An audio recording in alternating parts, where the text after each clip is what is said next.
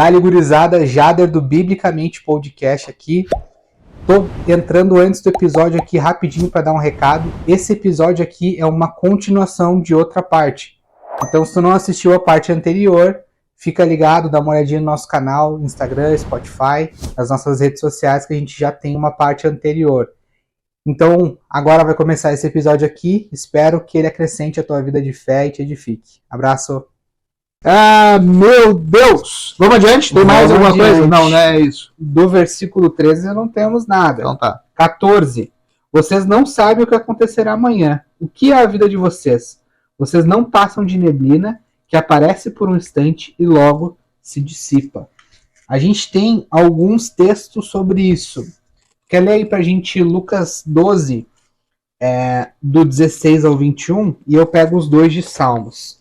Então o Zeca vai ler Lucas 12, do 16 ao 21, e depois eu vou pular para Salmos e eu já digo quais serão os versículos. Lucas 12, a parábola do rico insensato, diz assim: E Jesus lhe propôs uma parábola. As terras de certo homem rico produziram com abundância. E ele começou a pensar consigo mesmo: que farei agora? Pois não tenho onde armazenar toda a minha colheita. Então lhe veio à mente: já sei. Derrubarei os meus celeiros e construirei outros ainda maiores. E ali guardarei toda a minha safra e todos os meus bens. E assim direi à minha alma: tens grande quantidade de bens depositados para muitos anos. Agora, tranquiliza-te, come, bebe e diverte-te. Contudo, Deus lhe afirmou: tolo, esta mesma noite arrebatarei a tua alma, e todos os bens que tens entesourado, para quem ficarão? Isso também acontece com quem poupa riquezas para si mesmo, mas não é rico para com Deus. Cara, é isso. Cara, diz que a gente não deve guardar recursos? Não.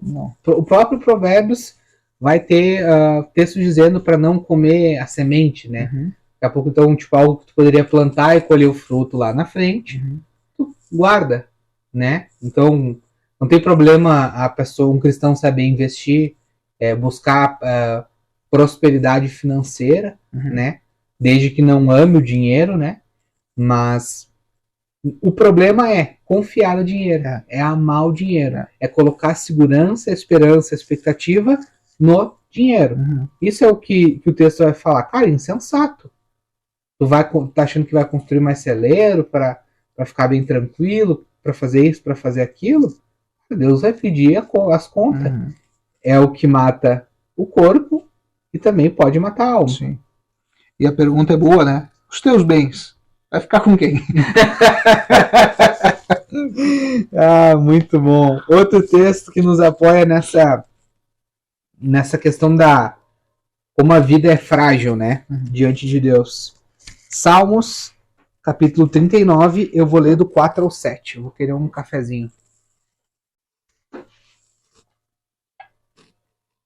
Pode deixar aí que eu já tiro. Enquanto o pessoal abre aí, Salmos 39, do 4 ao 7.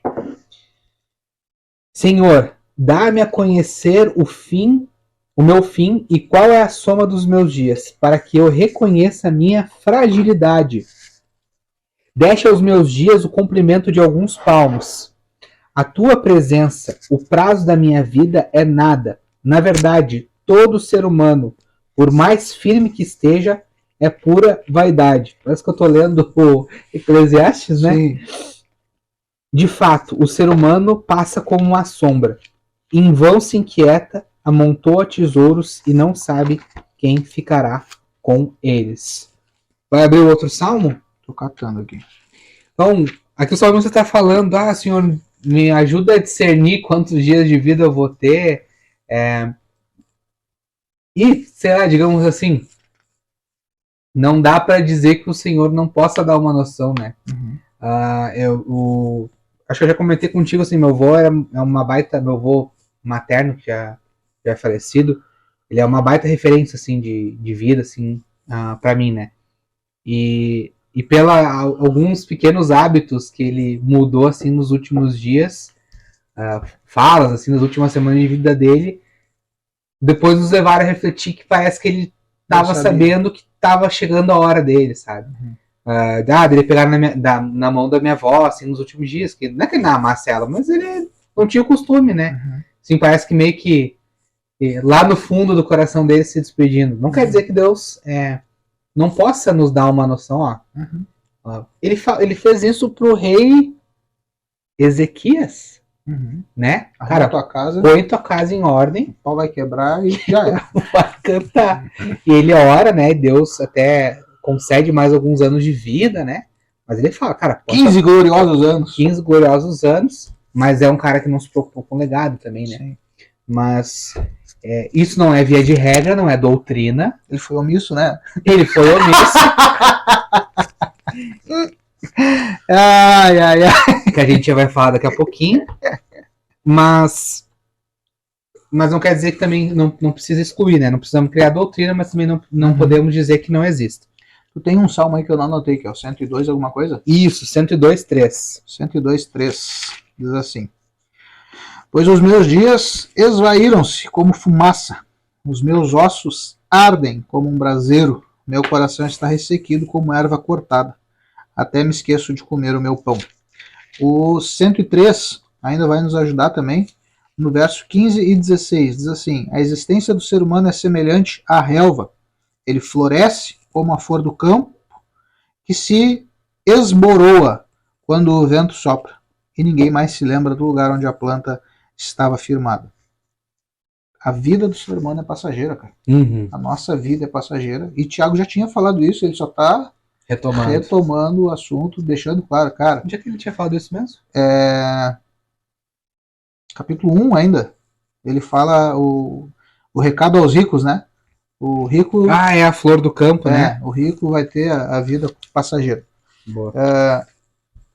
Tiago só está retomando aquilo que ele já havia ensinado e, cara, essa é a mensagem. A gente não pode fazer plano? Pode, deve, ciente de que, cara, minha vida é passageira. Talvez amanhã acabe. E aí? E aí, corri para quê? Para nada. E Jesus, ele coloca na contraposição ali do texto que a gente leu, é o cara que confiou na riqueza, mas não foi rico para com Deus, né? É o cara que não entesourou para com Deus. E esse é o ponto. Sim. O que a gente está fazendo está gerando recurso aqui ou está gerando recurso lá? Tem como gerar os dois? Tem. E o objetivo é esse. O objetivo é que a gente equilibre essa conta. Então eu quero ser rico aqui, aleluia, mas eu quero ser e preciso ser, e é mais importante que eu seja rico para com Deus. Talvez eu seja pobre a vida inteira aqui. Se eu for rico para com Deus, valeu mais a pena. Não, valeu a pena já. Sim. Eu digo, vai valer muito mais a pena. Certeza, né? Com certeza. Aí, e é curioso que ele fala dessa confiança das pessoas nas riquezas, e no 5 ele já vai começar depois, a gente não vai entrar hoje, falando aqui: escutem agora, ricos, chorem e lamentem por causa das desgraças que virão sobre vocês. De novo, ele vai estar retomando lá o capítulo 1. E aí vai estar expandindo um pouco mais. Exatamente. É a questão de botar a confiança nas riquezas, né? Então, não temos nada contra enriquecimento lícito, né? Mas isso ele não pode ser o dono, o Deus, né? A gente já falou um episódio, eu acho, sobre os deuses modernos, né? Sim. Isso não pode ser um Deus no nosso coração. Inclusive, nossa chave... Não. todo episódio tem isso. Vamos adiante, cara. Verso 15. Lê aí na... Em vez disso, ou seja, em vez de dizer que amanhã eu vou para tal cidade, vou fazer acontecer, em vez disso, vocês deviam afirmar: se o Senhor quiser, viveremos. E se o Senhor quiser, faremos isto ou aquilo. Atos capítulo 18, né? Então, ele vem dizendo o que a gente não deve fazer e vem com a ideia do que a gente deve fazer, o famoso caminho oposto, né? Atos 18, vamos ler do 18 ao 21, que tem um texto bem legal, falando sobre uma das viagens de Paulo. Paulo ficou ainda muitos dias em Corinto. Por fim, despedindo-se dos irmãos, navegou para a Síria, levando em sua companhia Priscila e Áquila. Antes de embarcar, rapou a cabeça em Cencreia, porque tinha feito um voto. Quando chegaram em Éfeso, Paulo deixou ali Priscila e Áquila. Ele, porém, tô lendo certo, né? Entrando na sinagoga, pregava aos judeus. Pediram-lhe que ficasse mais algum tempo, mas Paulo não quis. Ao despedir, disse: se Deus quiser, virei visitá-los outra vez. E embarcando, partiu de Éfeso. Ó, gente, não vou ficar, se Deus quiser, a minha vontade é vir visitar vocês. Né? Então, aí eu venho. Tem um outro texto, agora Paulo já escrevendo a Corinto, né? 1 Coríntios capítulo 4, verso 19. Diz assim: contudo, em breve irei visitar-vos, se o Senhor permitir. Então saberei não apenas o que estão falando esses soberbos, mas que poder eles realmente têm. Paulo está aqui no meio de uma treta medonha, mas o que nos interessa é o começo do texto. Em breve irei visitar-vos, se o Senhor permitir. Cara, agora a gente está falando, também eu lembrei de uma coisa, tá? Isso não pode ser só um jargão evangélico. Sim. Não pode ser só falar qualquer coisa que tu quer fazer e no final da frase, se Deus quiser. Se Deus quiser. Mas no teu coração tu vive ansioso. Mas a tua mente, de noite ela não desliga. Tu não dorme.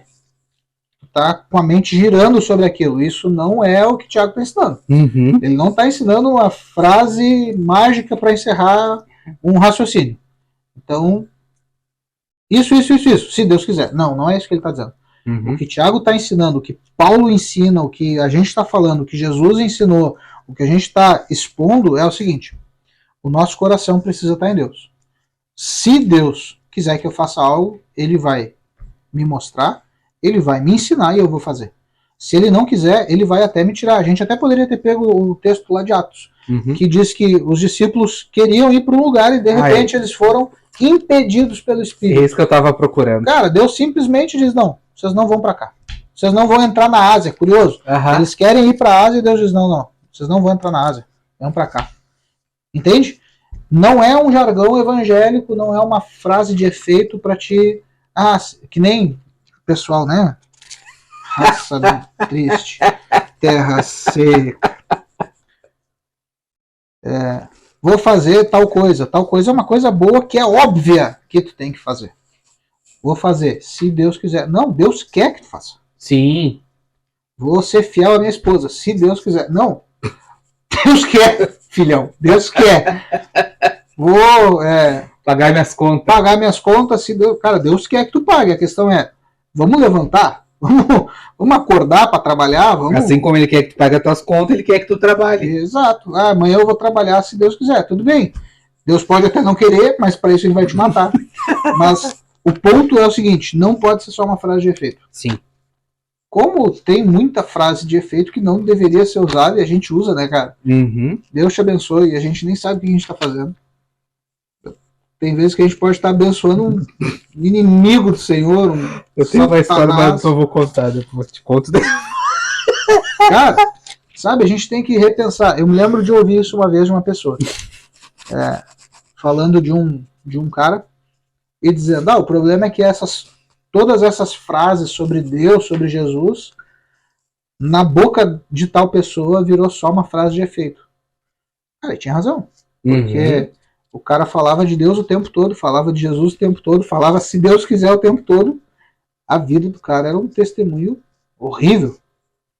Traiu esposa, abandonou filho, sabe? Mas toda hora tu ia conversar com o cara: não, Deus, Jesus, aleluia, glória a Deus, aleluia, se Deus quiser, glória a Deus, aleluia. Se Deus é por nós, quem será contra nós? Não julgueis. Todo o arsenal de frases de efeito que a gente conhece do meio gospel, mas é só da boca para fora. Não adianta nada. Não adianta nada. Sim. Isso tem que ser uma atitude do nosso coração. E que atitude é essa? Confiar. Confiar que Deus sabe o que é melhor para nós. A gente entendendo ou não. Entendendo ou não. Confiar que Deus sabe o que é melhor para nós. Confiar que Deus está no controle da situação. Seja a situação favorável ou não. Deus está no controle. Entender essas coisas e aí sim, se Deus quiser. É isso que a gente está tentando explanar hoje. Bora. Vamos seguindo a leitura? Vamos. Versículo 16 de Tiago 4. Agora, entretanto, vocês se orgulham nas suas arrogantes pretensões. Todo orgulho semelhante a este é mau. A gente tem um texto paralelo que é legal de ler. Paralelo não, mas que vem de encontro a esse raciocínio de pretensão e essas questões do orgulho, que está lá em Jeremias 9, versículo 24. Tá certo esse? É no 16, né? Uhum. Jeremias 9, 24 diz assim: Mas aquele que se gloria, glorie-se nisto, em me conhecer e saber que eu sou o Senhor que faço misericórdia, juízo e justiça na terra. Porque dessas coisas me agrado, diz o Senhor. Quando a gente lê Paulo falando sobre esse texto, ele vai dizer: aquele que se gloriar, glorie-se no Senhor. Sim. É isso que tu estranhou do texto. Sim, né? orgulho, né? Então, o que Tiago está dizendo aqui, o que isso tem a ver com tudo que a gente está falando? Tem tudo a ver, na verdade. A gente não está inventando nada. Tiago está falando o seguinte, prestem atenção. Façam planos. Agora, vocês não têm o poder de saber o que vai acontecer amanhã. Façam planos, mas vivam hoje. E aí tem tudo que a gente discorreu sobre hoje. Vocês devem dizer o seguinte: se o Senhor quiser, faremos isso ou aquilo. Isso tem que ser a postura, a atitude do nosso coração, da nossa mente. Falar de tal modo e proceder de tal modo. Entretanto, verso 16: estáis agora vos orgulhando das vossas capacidades. Orgulho daquilo que eu sou bom, orgulho daquilo que eu sei fazer. Tiago vai dizer que toda essa vanglória é maligna. Então eu não posso reconhecer que eu sou bom. Cara, até pode, mas tem que ser de forma moderada. Sim. E tu tem que, nesse reconhecimento de quão bom tu é em algo, tu precisa dizer, cara, eu sou bom porque Deus me fez ser bom nisso. Porque se não fosse Deus, já era. Por isso o texto de Jeremias ele é pertinente. Aquele que se gloriar, glorie-se no Senhor. Ou glorie-se em conhecer o Senhor. E conhecendo o Senhor, eu conheço o plano dele, eu conheço a mente dele, eu conheço o coração dele, eu sei aquilo que agrada a ele e eu sei aquilo que desagrada a ele. Então, se eu for me gloriar em algo, não é na minha capacidade. Não é meramente naquilo que eu sei fazer, naquilo que eu sou bom fazer. Não. Eu vou me gloriar no Senhor. Cara, sabe fazer isso? Sei. É bom? Sou. Porque Deus me capacita. Deus me dá graça. Se Deus tirar a mão, esquece. Se Deus apertar o botão do stop, já era. Só tira a pontinha da espada da bainha, É que nem os vídeos aquele do samurai que só tira a espada e a fruta parece cortada. É Jesus com a gente. Deu. Passou. Escreveu, não leu, o pau comeu. Vamos pro 17? Vamos. Tiago 4,17 vai nos dizer assim: portanto, aquele que sabe que deve fazer o bem e não o faz, nisso está pecando. A gente tem aqui um conceito de quê? Omissão. E mais uma vez, isso não está desconexo com as coisas nem que vêm antes, principalmente, mas também nem com aqueles que vêm depois.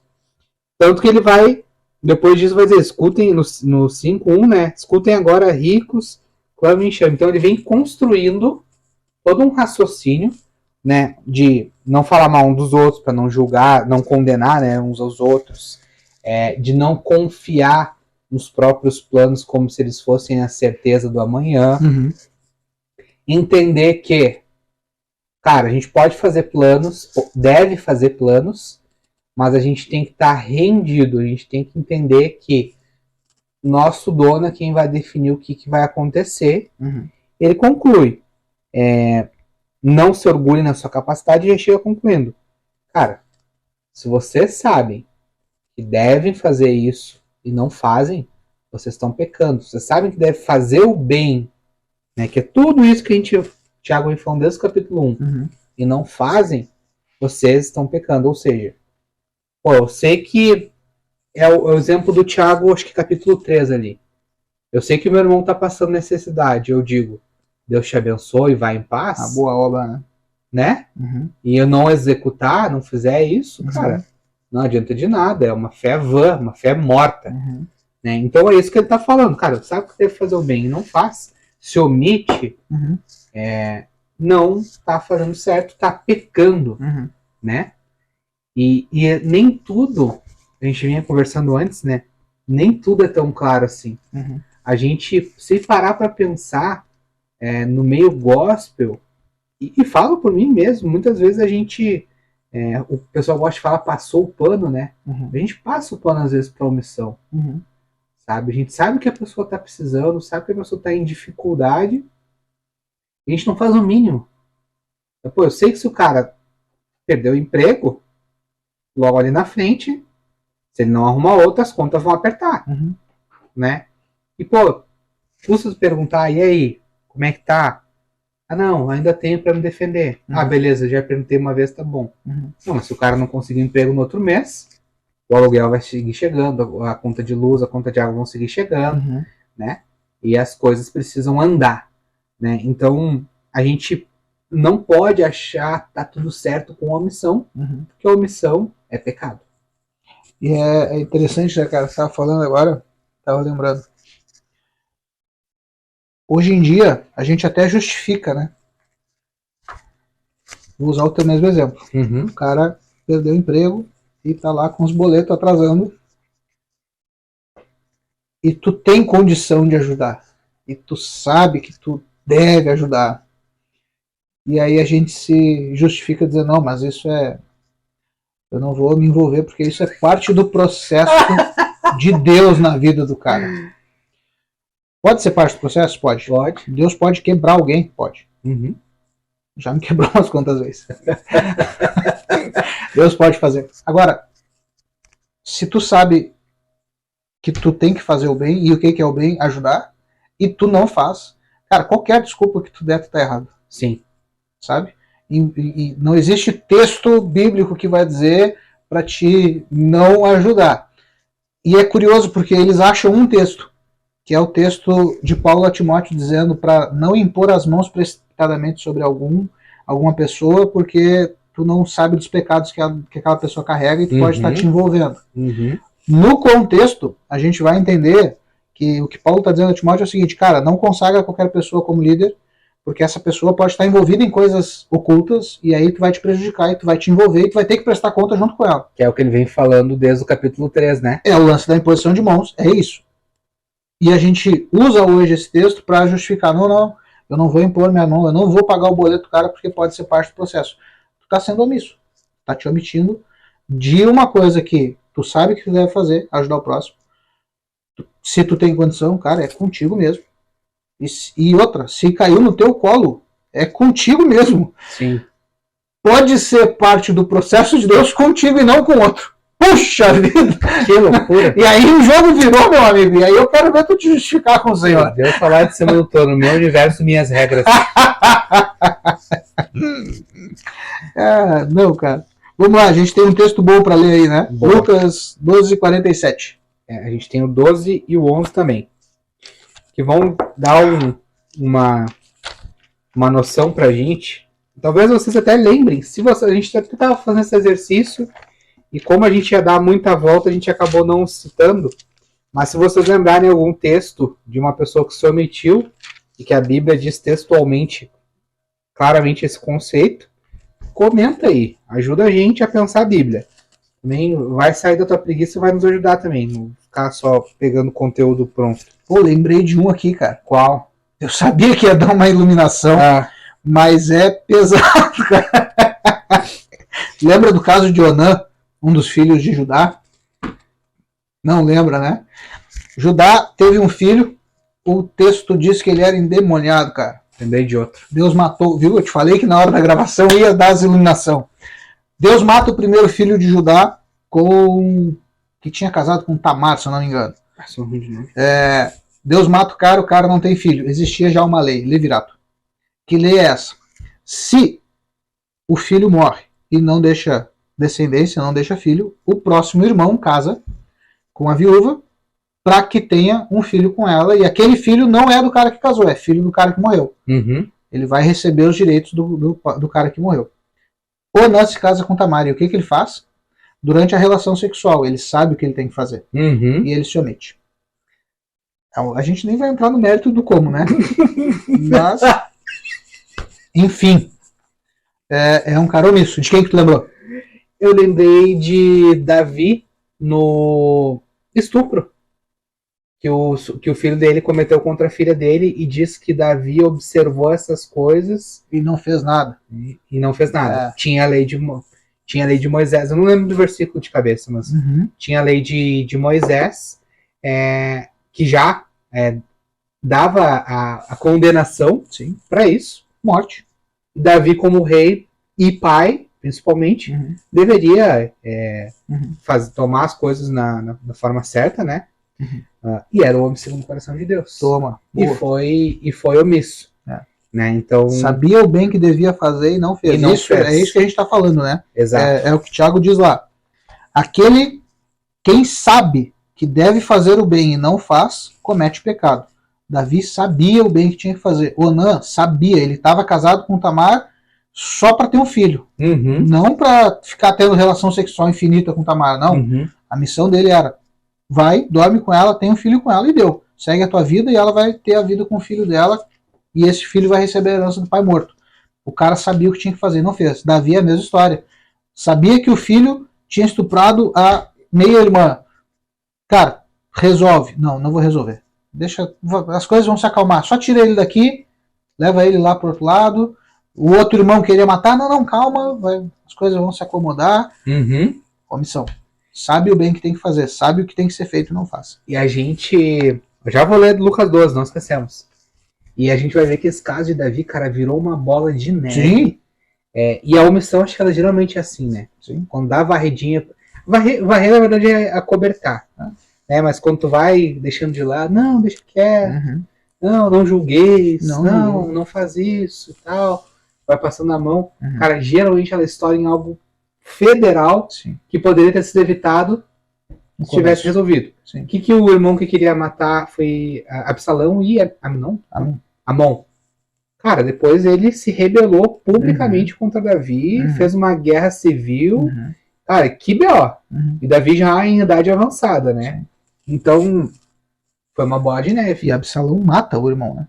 Absalão mata o irmão. E depois faz uma guerra civil, Davi foge, cara, é só loucurada. Sim. Lucas 12, 47 diz assim: aquele servo que conheceu a vontade de seu senhor e não se aprontou, nem fez segundo a sua vontade, será punido com muitos açoites. Então, vai ter uma outra tradução, acho que vai dizer... aqui no 48. Aquele, porém, que não soube a vontade do seu senhor e fez coisas dignas de reprovação, levará poucos açoites. Mas aquele a quem muito foi dado, muito lhe será exigido. E aquele a quem muito se confia, muito mais lhe pedirão. E é legal que esse texto ele vem depois do 11:42, que encaixa bastante com o que Jesus está fazendo lá, o contexto encaixa bastante. Lucas 11, versículo 42 vai dizer assim: mas ai de vocês, fariseus, porque vocês dão o dízimo da hortelã, da arruda e de todas as hortaliças e desprezam a justiça e o amor de Deus. Vocês deveriam fazer essas coisas sem omitir aquelas. Então tá falando no caso de Lucas 11 aqui, cara, os fariseus conheciam a lei.